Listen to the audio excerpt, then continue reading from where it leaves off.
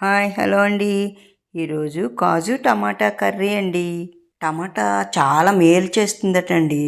కంటికి మేలు చేస్తుందట, ఎముకలకు మేలు చేస్తుందట. అలాగే సి విటమిన్ ఉండటం వల్ల చర్మాన్ని కూడా కాంతివంతంగా ఉంచుతుందట. టమాటా ఎంత ముఖ్య పాత్ర వహిస్తుందట అండి. చేసేసుకుందామా కర్రీ? ఇప్పుడు 2 ఉల్లిపాయలను కట్ చేసుకుని పెట్టుకున్నానండి ముందుగా.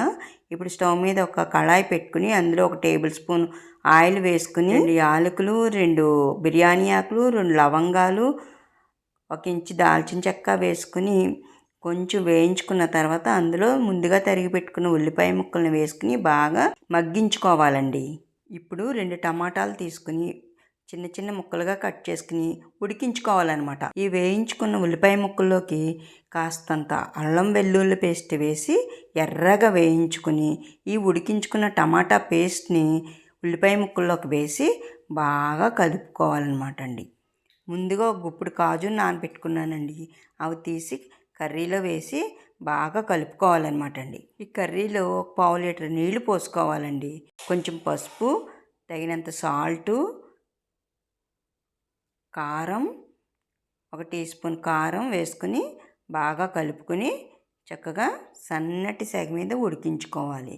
ఇప్పుడు 1 టీ స్పూను మసాలా పౌడర్ వేసుకోవాలండి. బాగా కలుపుకొని సన్నటి సెగ మీద అడుగంటకుండా ఉడికించుకోవాలండి. 1 స్పూన్ కస్తూరి మేతిని తీసుకుని అరచేతిలో వేసుకుని బాగా ప్రెస్ చేసి ఈ కూరలో చల్లుకోవాలండి.